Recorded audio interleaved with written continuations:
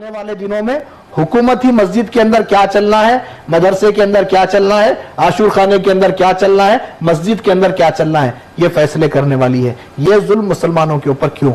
रियासत कर्नाटक गुलबर्गा जिले के वक्फ मशरती कमेटी के चेयरमैन सैयद हबीब शर्मा साहब हमारे साथ मौजूद हैं। तो वक्फ तरमीम बिल के ताल्लुक से मरकजी हुकूमत ने वक्फ तरमीम बिल को लोकसभा में पेश किया है, इसको कैसे देखते हैं? अस्सलाम वालेकुम रहमतुल्लाहि वबरकातुहू। सबसे पहले तो मैं इस बिल की पुरजोर मजम्मत करता हूँ जो बिल कल पार्लियामेंट के अंदर पार्लियामेंट के सेशन में पेश किया गया, जिसमें हज़ब इख्तिलाफ ने उम्मीद से ज्यादा इसकी मुखालिफत की, जिसकी वजह से हुकूमत को और चेयरमैन को ओम बिरला साहब को इस बिल को जॉइंट पार्लियामेंट्री कमेटी के पास डिस्कशन के लिए भेजना पड़ा, जिसमें कर्नाटका में रिप्रेजेंटेशन आली जनाब कायद मोहतरम नासिर हुसैन साहब को दिया गया है, जो बल्लारी से मेंबर ऑफ पार्लियामेंट है राज्यसभा के। वो इस बिल की जो जॉइंट एक्शन कमेटी बनाई गई है उसमें वो कर्नाटका से रिप्रेजेंटेशन करेंगे। ये बिल जहां तक मैं समझता हूं मुकम्मल तौर पर अनकॉन्स्टिट्यूशनल और मुसलमानों के फंडामेंटल राइट को वायलेट करने के लिए लाया गया है। पहले ही वक्फ एक्ट 1995 जो अमेंडमेंट 2013 में हुआ है उसके तहत ही हम वक्फ की प्रॉपर्टियों का सही से तहफ़्फ़ुज़ नहीं कर पा रहे हैं।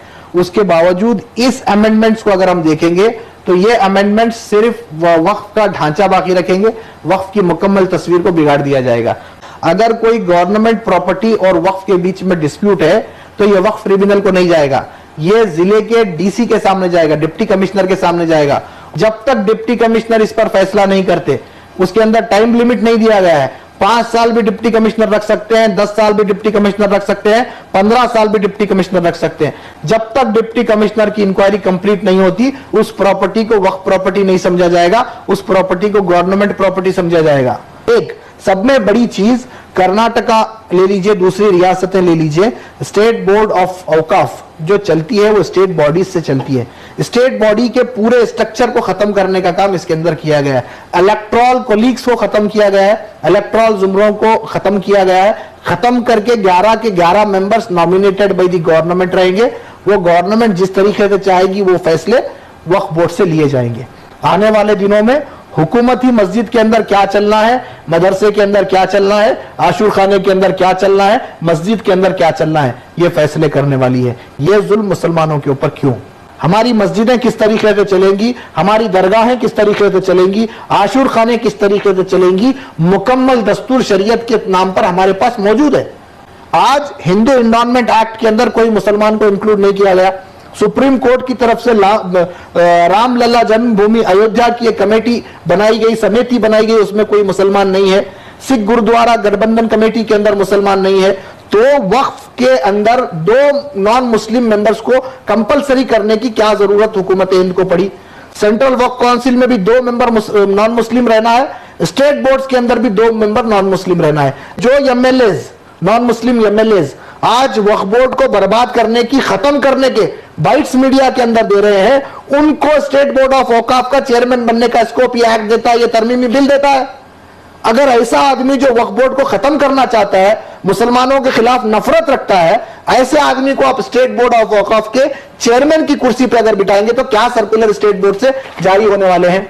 108B को इसके अंदर इंपोज किया गया है। सेक्शन 109 स्टेट गवर्नमेंट को इस एक्ट का यह कहता था कि स्टेट गवर्नमेंट को जब चाहे, जिस तरह चाहे, जरूरत महसूस हो तो रूल वक्फ के ताल्लुक से बना सकते हैं।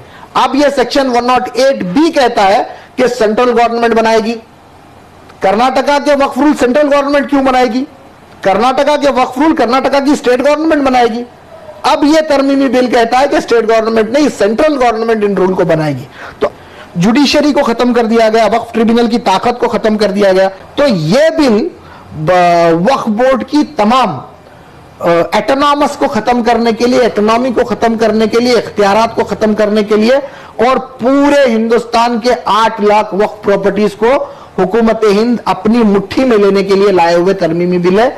हम गुलबर्गा के मुसलमान, गुलबर्गा के दरगाहों के रिप्रेजेंटेटिव्स और वक्फ एडवाइजरी कमेटी के तमाम रिप्रेजेंटेटिव्स हुकूमत हिंद से पुरजोर मुतालबा करते हैं, गुजारिश करते हैं कि इस तरमीमी बिल पर एक बार नजरसानी की जाए। जो कानून वक्फ की रूह को खत्म करने का काम करते हैं और जो वक्फ के जो मंशा वाकिफ को खत्म करने का काम करते हैं, उनकी हम पुरजोर अल्फाज में मजम्मत करते हैं।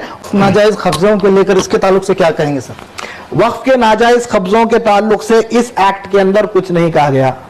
होना तो यह चाहिए था कि जिस तरीके से वजीर अक़लियती बहबूद ये कह रहे थे कि हमने सच्चर कमेटी की रिपोर्ट को देखकर इस बिल को बनाया है, सच्चर कमेटी की रिपोर्ट के जो रिकमेंडेशन है उन रिकमेंडेशन को आप फुलफिल कीजिए।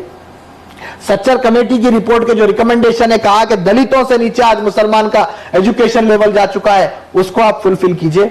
उन तमाम चीजों को आज अमेंडमेंट अगर वक्फ के अंदर लाना है तो इंक्रोचमेंट को रिमूव करने के लिए, इंक्रोचमेंट को हटाने के लिए अमेंडमेंट लाना है।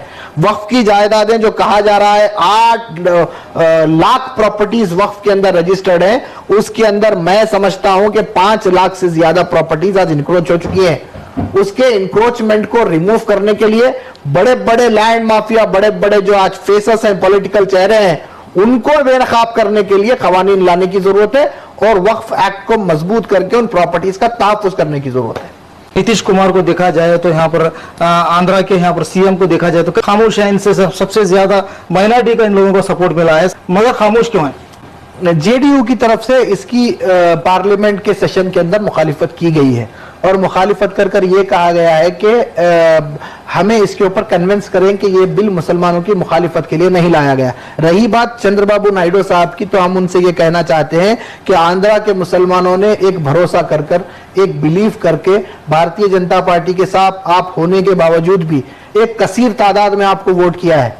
नीतीश कुमार साहब को भी हम ये बात कहना चाहते हैं कि आपके भारतीय जनता पार्टी के होने के बावजूद भी बिहार के मुसलमानों ने एक बड़ी तादाद में, एक बड़े तबके ने, एक बड़े परसेंटेज ने आपको वोट किया है, सिर्फ इस बुनियाद पर कि आने वाले काले खवानीन से आप मुसलमानों को बचा सकते हैं। ये वक्त है आपको अपनी मोहब्बत मुसलमानों के लिए साबित करने का। मुस्लिम कम्युनिटी में क्या एक अवेयरनेस लाया जाए, किस तरह से एक बैठक किया जाए, इस पर क्या कहेंगे? मुस्लिम पर्सनल लॉ बोर्ड का इसके ऊपर जो मौजूदा बयान आया है, हम उसकी पुरजोर उसका इस्तकबाल करते हैं। उलमा इकराम कोर्ट खड़े होने की जरूरत है हर जुमा में इसके ताल्लुक से। वक्फ क्या चीज है, वक्फ को क्यों कॉन्स्टिट्यूट किया गया है, वक्फ के कॉन्स्टिट्यूट करने की वजह क्या है, इसके ऊपर बात होनी चाहिए। कम्युनिटी के अंदर जो वक्फ की एक खराब इमेज है, उस इमेज को सुधार कर वक्फ का असल मकसद कम्युनिटी के अंदर बताना चाहिए। इस घर को आग लग गई घर के चिराग से। आज वक्फ बोर्ड के ऊपर सवाल हमारी ही दादानियों की वजह से, हमारी ही काहिलियों की वजह से और हमारी ही बेजवाबदारी की वजह से उठाए जा रहे हैं। ऐसे वक्फ के कई इदारे हैं जिससे कई मुसलमानों का भला किया जा सकता था, लेकिन नहीं हुआ। अब जरूरत है उस सर्कुलर पर कर्नाटका स्टेट बोर्ड ऑफ औकाफ और दूसरे स्टेट के बोर्ड्स को नजरसानी करने की, जिसमें यह कहा गया कि सालाना 5 लाख रुपए के इनकम के ज्यादा इनकम रखने वाले इदारे अपनी इनकम का 30% कम्युनिटी के एजुकेशन के लिए इस्तेमाल करेंगे। अब बोर्डों को जरूरत है इस पर इंपोज करने की, इस पर लाठी कसने की और यह काम करवाने की, क्योंकि वक्फ का मकसद क्या है, वक्फ की रूह क्या है। वक्फ करने वाले ने अपनी जायदाद को अल्लाह के नाम इसलिए किया कि इसके जरिए मुस्लिम कम्युनिटी के तलबा पढ़ सकें, बेवाओं की किफालत हो सके, गरीब बच्चों की मदद हो सके, जो अपने इलाज को अफोर्ड नहीं करवा सकते उनके इलाज के पैसे वक्फ बोर्ड के जरिए से भरे जा सके। इसकी रूह को जिंदा करने के लिए उलमा कराम को अवेयरनेस फैलाने की जरूरत है और तमाम लोगों को मुत्तहिद होकर इन सेकुलर जमातों को, जिनको वोट देकर कामयाब किया है, जिनको इख्तिदार में बिठाया है, उनके गिरेबान को पकड़कर उनसे सवाल करने की जरूरत है कि हमने वोट डालकर अपना काम किया है, तुम्हें अपना अब हमारा तहफ्फुज करके अपना काम करना है। वजीर अक़लियती बहबूद ये कह रहे थे कि हमने सच्चर कमेटी की रिपोर्ट को देखकर इस बिल को बनाया है। सच्चर कमेटी की रिपोर्ट के जो रिकमेंडेशन है उन रिकमेंडेशन को आप फुलफिल कीजिए। पर मैं समझता हूं कि 5 लाख से ज्यादा प्रॉपर्टीज आज इंक्रोच हो चुकी हैं। उसके इंक्रोचमेंट को रिमूव करने के लिए बड़े बड़े लैंड माफिया, बड़े बड़े जो आज फेसस हैं, पॉलिटिकल चेहरे हैं, उनको बेनकाब करने के लिए कवानीन लाने की जरूरत है और वक्फ एक्ट को मजबूत करके उन प्रॉपर्टीज का तहफ्फुज करने की जरूरत है। ये थे जनाब सैयद हबीब सरमद साहब। उनका कहना है जो मुल्क में मरकजी हुकूमत ने जो वक्फ तरमीम बिल जो पेश की है, ये मुसलमानों के हुकूक को छीनने की कोशिश की जा रही है, मुस्लिम तबके को कमज़ोर करने की कोशिश की जा रही है। इन्होंने कहा कि यहाँ पर तमाम मजहब के तमाम मुस्लिम तंजीमों से इन्होंने एक आवाज़ दी कि एक होकर अपने इख्तलाफ को मिटाकर एक होकर इस पर मुहिम चलाया जाए, इस पर मरकजी हुकूमत पर एक नज़रसानी करने के लिए कहा गया। ETV भारत के लिए गुलबर्गा से अब्दुल रशीद।